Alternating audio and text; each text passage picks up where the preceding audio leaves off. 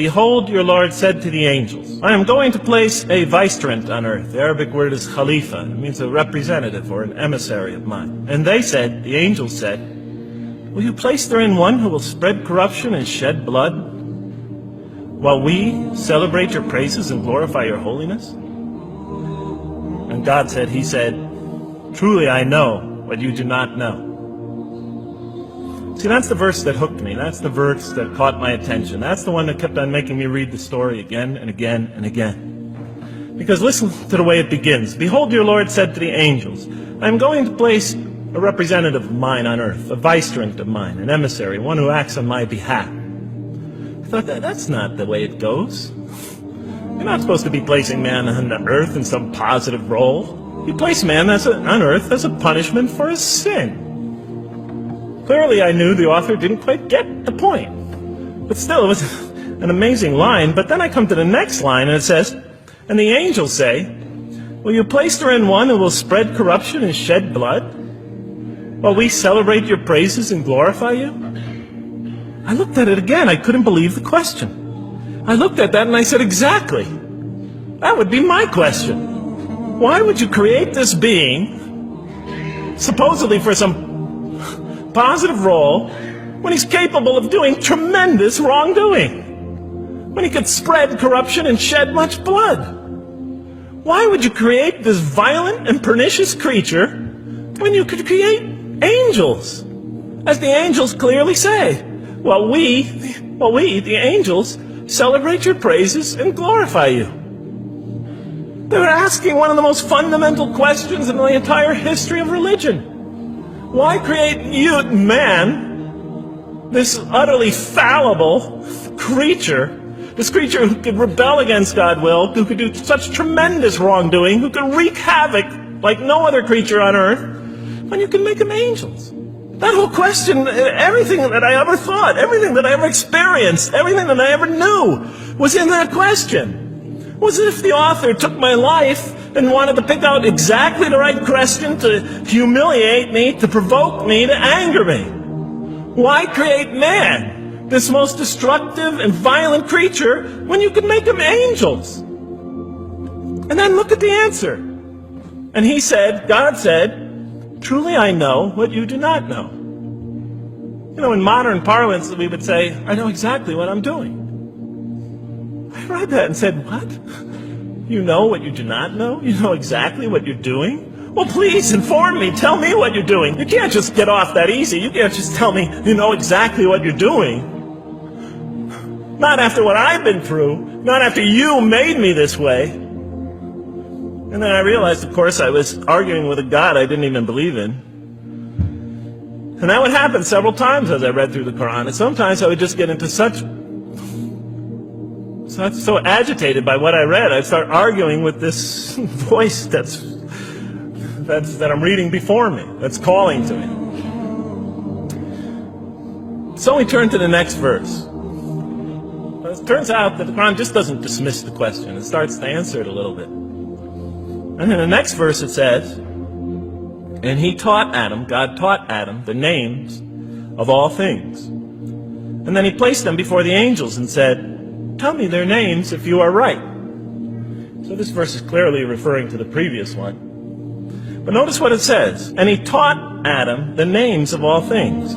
So here we see Adam is not only just a creature who knows how to name things, who's acquiring the gift of language, but he's also a learning creature. God is teaching him. Now right here, right in this verse, and it'll come even clearer in the subsequent verses, that the very first thing that the Quran is going to emphasize here is man's intellect.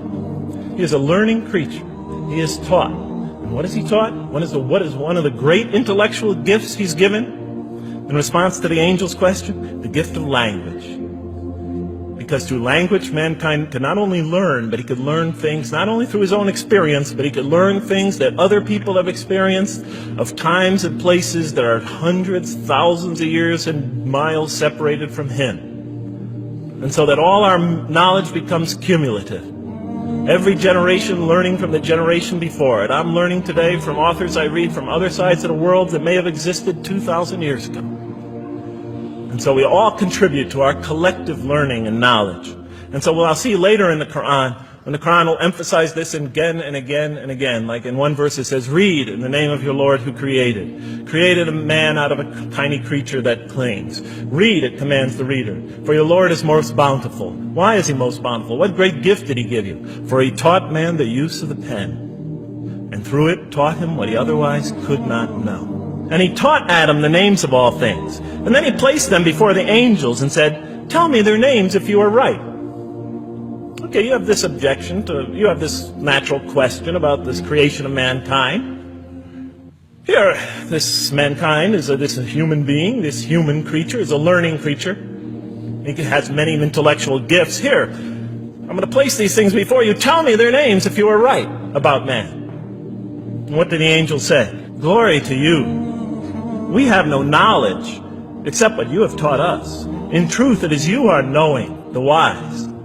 They say this task, this intellectual test that's put before them is beyond their grasp. And so in the next verse we read, and he said, oh Adam, tell them their names. And when he had told them their names, notice how it's just like it's nothing for him. For mankind, he has this phenomenal ability. And that's clearly the point of these verses. Even though I felt that the author didn't quite, it was as if I realized that he didn't misunderstand the story. He was taking one of the great stories in the history of humankind, one of the fundamental greatest stories in the history of mankind, and molding it and using it as a vehicle for an entirely original message. And God said, did I not tell you that I know what is unseen in the heavens and the earth? And I know what you reveal and what you conceal? In other words, didn't I tell you I know exactly what I'm doing? I looked at that. What question what did they reveal and what did they conceal? Why are you all looking at me like that? You're starting to scare me. You're all looking very serious. Am I losing you? Wow. Okay. So, they revealed the sinister and evil propensities of man. But what did their question conceal? All you have to do is think about it for a minute. Human beings, yes, they could do evil. Yes, they could do wrong. Yes, they could create misery. But they could also do exactly the opposite. They could choose to do evil. They could choose to do tremendous good. They could choose to do tremendous violence. They could choose to show tremendous compassion. They could choose to live by falsehood. They could choose to live by the greatest truths. So we go on to the next verse. And behold, we said to the angels, bow down to Adam. And they bowed down. But not so Iblis. Iblis is like the father of Satan. He refused and was arrogant. He was of those who reject faith. An interesting statement. And notice why Iblis does not bow down. He refuses because he was arrogant. We often hear what's the root of all evil? In the West, it's always money, greed, etc. Here the Quran says that, seems to be saying that the root of all evil is not always material wants. It's not always money. It's not always greed. At the heart of evil is arrogance. Putting yourself above all others. Of assigning to yourself special priority and neglecting the rights of others. O Adam, dwell you and your spouse in the garden and eat freely thereof what you wish. But come not near this tree, for you will be among the wrongdoers. Then they make the mistake. But Satan caused them to slip and expelled them from the state in which they were. And we said, go all you down, some of you being enemies of others, will be adversaries of others. Some of you will be adversaries of each other, and on earth will be your dwelling place and provision for a time. Let's go back from where we started. First, mankind is being taught. We see he's an intellectual being. Then we show he's a moral being. Moral being means he's a being that's going to have to make choices. And then God gives him this choice. It's not a huge deal. It's not the gravest sin in the history of humanity by any means. It's minor by any standards. They make it, though. We see that God originally intended to put man on earth as his vicegerent. When does God finally put him on earth? What signals that he's ready to begin? He makes his first independent choice. It's not the worst deed in the history of humanity. It's minor on anybody's scale. But it shows that mankind is ready to act on his own.